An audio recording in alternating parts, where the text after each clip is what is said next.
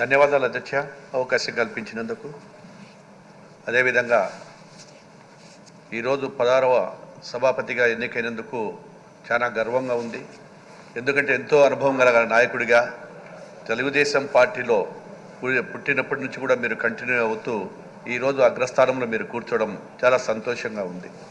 అదేవిధంగా నాకు ఆర్ఎండ్బి శాఖ మంత్రిగా ఇచ్చినటువంటి మా గౌరవ ముఖ్యమంత్రి శ్రీ నారా చంద్రబాబు నాయుడు గారు ఆర్ఎండ్బి శాఖ ఇవ్వడం జరిగింది. మీరు కూడా ఆర్ఎండ్బి శాఖ మంత్రిగా చాలా కాలం పాటు చేశారు. ఖచ్చితంగా కూడా మీ యొక్క ఆలోచనలు చేసుకొని ఈ రాష్ట్రంలో అభివృద్ధి చేయడానికి కూడా మీ సలహా సహకారాలు కోరుతారని చెప్పి కూడా కోరుకుంటున్నాను అధ్యక్ష. ఇక్కడ అధ్యక్ష, ఎందుకంటే ఒక శాసనసభ్యుడిగా నేను ఒకసారి మొదట 2014 నుంచి 19 వరకు ఉన్నాను. అదేవిధంగా రెండవసారి ఓడిపోయిన తర్వాత తెలుగుదేశం పార్టీ అధికారంలో రాకుండా వైఎస్ఆర్ పార్టీ అధికారంలోకి వచ్చినప్పుడు ఈ అక్రమ కేసులు పెట్టినప్పుడు ఆ బాధ నేను అనుభవించాను అధ్యక్ష.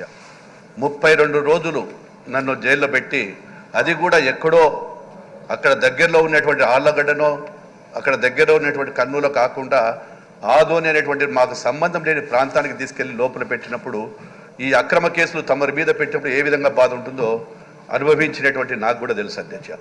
ఆ కుటుంబ సభ్యుల మనోవేదన, అదేవిధంగా జరిగిన అవమానాలు, పోలీస్ అధికారులు మాట్లాడేటువంటి మాటలు, కార్యకర్తలను వేధించినటువంటి కూడా కళ్ళతో నేను అనుభవించాను అధ్యక్ష.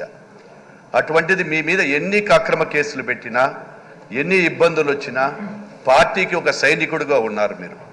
అదేవిధంగా కార్యకర్తలందరూ కూడా వైఎస్ఆర్ పార్టీ వచ్చిన తర్వాత అనేక నియోజకవర్గాల ఇబ్బందులు పడుతూ ఉంటే అక్కడ మీటింగులు పెట్టి కార్యకర్తలకు వారికి ధైర్యం కూడా చెప్పారు అధ్యక్ష. మీరు ధైర్యం చెప్పడమే కాకుండా పోరాడితే పోయేదేముంది, పోరాడుదాము అని చెప్పి అనేక మంది కార్యకర్తలకు నాయకులకు మీరు ఒక స్ఫూర్తిదాతగా నిలిచినటువంటిది నేను కళ్ళతో కానీ చూడడం కానీ జరిగింది అధ్యక్ష. ఇక్కడ తమరిని ఒకటే కోరుతా ఉన్నాం అధ్యక్ష, ఈరోజు ఎవరైతే అక్కడ ప్రతిపక్షంలో ఉన్నటువంటి నాయకులు, ప్రతిపక్షం వద్దని ఇందాక కూడా మనం కూడా అనుకున్నాం అధ్యక్ష. మరి ఆ పోరాటం చేసి ఎన్నో అవమానాలు చేసిన మా నాయకుడిని మాటలు మాట్లాడిన వారు పిరికి పందలు, కనీసం ఈరోజు వారు గెలిచిన 11 మంది బాధ్యత వారికి సభ జరిగేటప్పుడు ప్రజా సమస్యల మీద కానీ ప్రజల కోరిక ఏదైనా ఉన్నప్పుడు కానీ వారిని వినపడి ఇక్కడ ఉండి మాట్లాడవలసిన బాధ్యత ఉంది. అంటే ఇప్పుడు ప్రజలు కూడా గుర్తిస్తారు అధ్యక్ష. లాస్ట్కి మరి ఆ 11 స్థానాలు కూడా పోకుండా పోతాయి అధ్యక్ష.